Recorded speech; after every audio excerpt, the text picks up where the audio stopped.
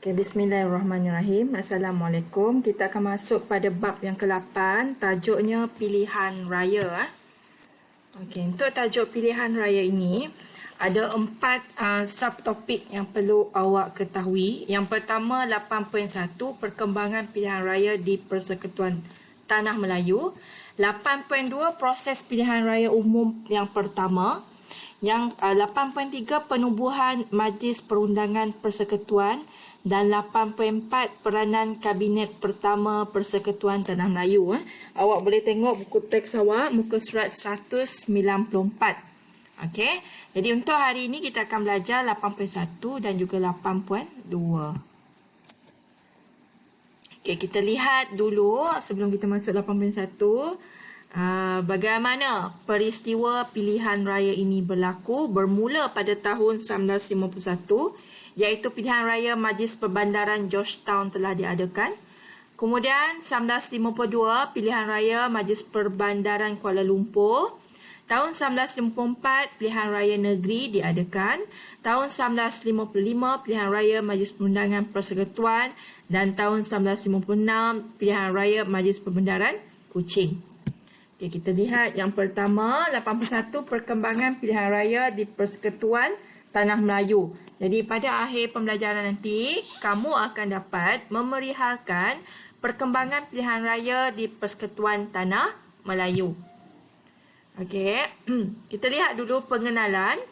Pilihan raya ini merupakan asas berkerajaan sendiri dan memberi peluang kepada rakyat untuk memilih wakil atau parti untuk membentuk kerajaan. Itu maksud pilihan raya.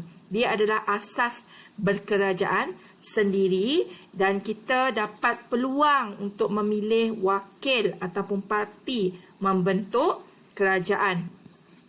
Okey, di negara kita, pilihan raya diadakan bermula di peringkat Majlis Perbandaran. Majlis Perbandaran diikuti peringkat negeri dan seterusnya pilihan raya Majlis Perundangan Persekutuan tahun 1955. Okey, boleh tengok gambar di sini lah. Okey, kita lihat slide seterusnya iaitu perkembangan pilihan raya di PTM. Apa itu PTM? Persekutuan Tanah Melayu. Okey, pada tahun 1950, Ordinan Pilihan Raya pihak berkuasa tempatan telah diwujudkan untuk memberi kuasa kepada silap. Bawah ni dulu.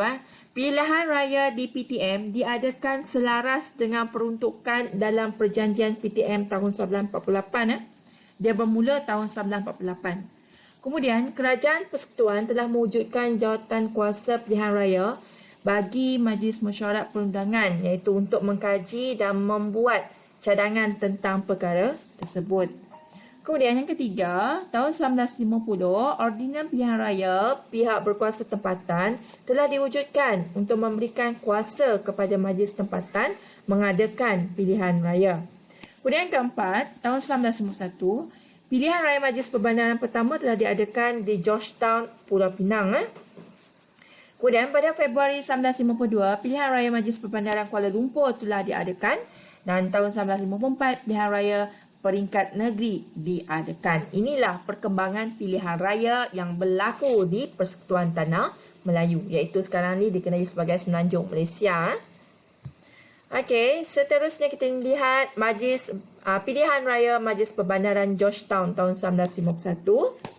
Pada tahun 1951, pilihan raya Majlis Perbandaran pertama diadakan di Pulau Pinang, Georgetown.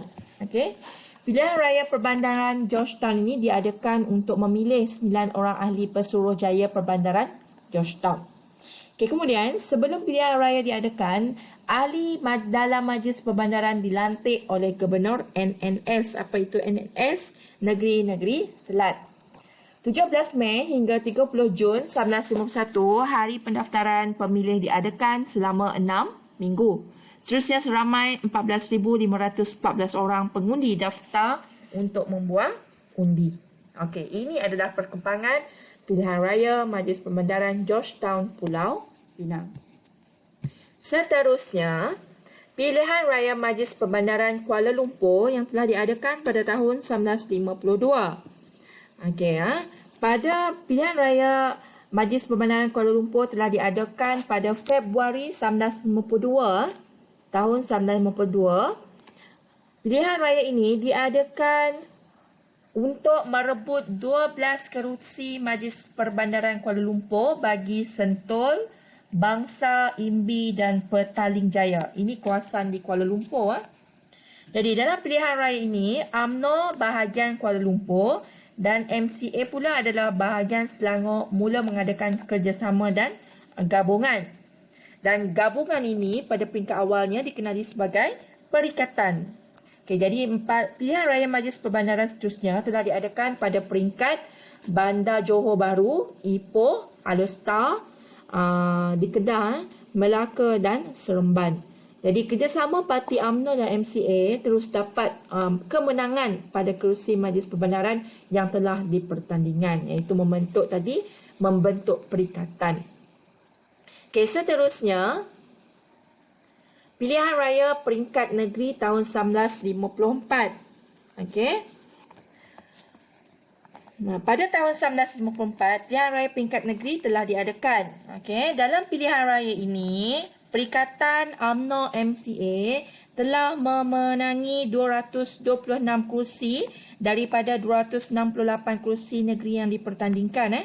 Hal ini menunjukkan penerimaan masyarakat terhadap kerjasama antara kaum dalam politik negara kita pada masa itu. Okey, itu maksudnya. Maksudnya kat sini rakyat menerima perikatan UMNO dan MCA sehingga memenangi pilihan raya. Okey, seterusnya kesimpulannya. Okey, pilihan raya peringkat awal telah berjaya menyedarkan rakyat tentang amalan demokrasi. Iaitu pilihan raya ini telah memberi pengalaman kepada rakyat untuk mengendalikan pilihan raya peringkat persekutuan. Jadi pilihan raya ini merupakan persediaan ke arah berkerajaan sendiri. Kan sebelum ni kita telah dijajah oleh pihak British. Jadi dengan pilihan raya ini kita boleh membentuk kerajaan kita sendiri.